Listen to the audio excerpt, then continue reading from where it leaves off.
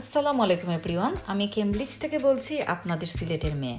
আজ আপনাদের সাথে শেয়ার করতে আসলাম কিভাবে আমি শক্ত চিকেন রান্না করি। এটা আমার অনেক প্রিয় একটি খাবার, ভাবলাম আপনাদের সাথে শেয়ার করে নিই। আমাদের ইউকেতে অনেক ধরনের চিকেন কিনতে পাওয়া যায়, যেমন ধরেন soft broiler, hard broiler, baby chicken, tandoori chicken, আরও অনেক প্রকারের চিকেন কিনতে পাওয়া যায়। যদিও বেবি চিকেন আমার বাচ্চারা অনেক বেশি পছন্দ করে, বাট আমার এই শক্ত চিকেন অনেক বেশি ভালো লাগে। আমাদের এখানে চিকেনগুলো এইভাবে কিনতে পাওয়া যায়, অলরেডি কাটা আর ক্লিন করা। প্রথমেই আমি আন্দাজ মতো তেল দিয়ে দেব। তেল একটু গরম হওয়ার পর আমি এই ড্রাই স্পাইস দিয়ে ফোড়ন দিয়ে দেব। আমি এখানে দারচিনি, এলাচি, তেজপাতা, লবঙ্গ ছাড়াও আমি এখানে আস্ত পাঁচফোড়ন আর আস্ত জিরা ইউজ করছি।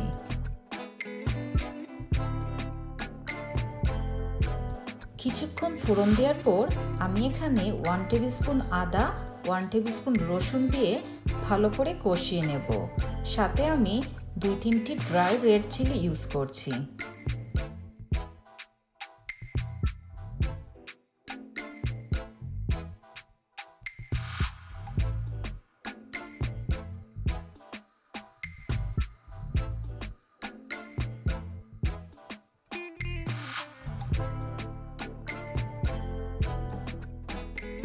কিছুক্ষণ কষানোর পর যখন হালকা বাদামি কালার হবে, তখন আমি 2টি মিডিয়াম সাইজের পেঁয়াজ ব্লেন্ড করে নিয়েছিলাম, সেটা ছেড়ে দেব। সাথে আমি 1 টেবিল স্পুন লবণও ছেড়ে দেব। তারপর এটাকে ভালো করে কিছুক্ষণ কষাবো।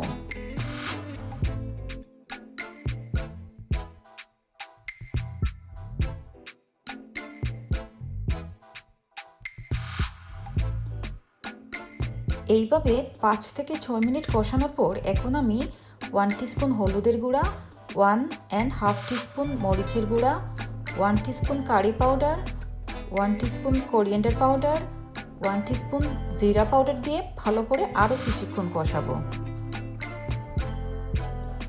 এভাবে কিছুক্ষণ কষানোর পর যখন তেলটা উপরে ভেসে উঠবে, তখন আমি এই হার্ড ব্রয়লার চিকেন ছেড়ে দেব, যেটাকে শক্ত চিকেন বলে। এখন আমি এটাকেও মিডিয়াম টু হাই ফ্লেমে কিছুক্ষণ কষাবো। এইভাবে 4 থেকে 5 মিনিট কষানোর পর আমি এটাকে লিড দিয়ে ভালো করে ঢেকে দেব আর কুক করব 30 থেকে 40 মিনিটের মতো। যেহেতু এটা শক্ত চিকেন, তাই আমার একটু বেশি সময় লাগবে। মাঝে মধ্যে অবশ্যই নেড়ে চেড়ে দেবেন আর প্রয়োজন মতো পানি ইউজ করবেন, যাতে বার্ন না হয়।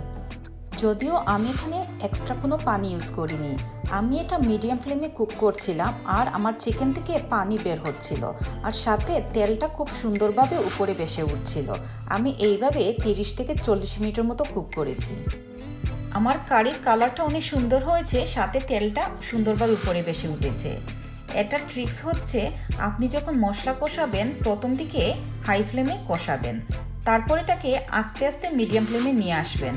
তাতে কালার সুন্দর হওয়ার সাথে সাথে তেলটাও অনেক সুন্দরভাবে উপরে ভেসে ওঠে। আমি এখানে এক্সট্রা ফ্লেভারের জন্য 3-4 কোয়া রসুন ছেড়ে দিচ্ছি আর সাথে কিছু কাঁচামরিচ।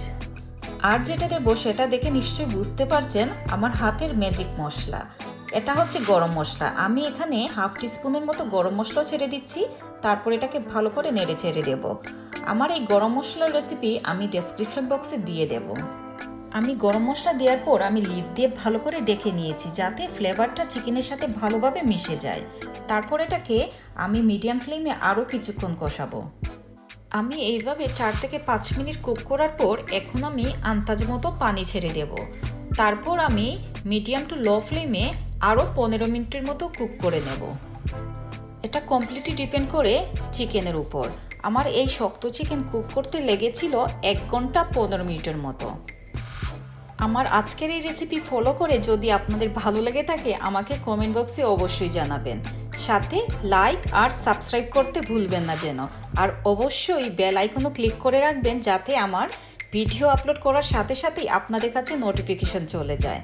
যারা অলরেডি আমার ভিডিও রেগুলার দেখছেন আর আমাকে সাপোর্ট করছেন, তাদেরকে অসংখ্য ধন্যবাদ। সবাই ভালো থাকবেন, সেফ থাকবেন, সুস্থ থাকবেন। আল্লাহ হাফেজ।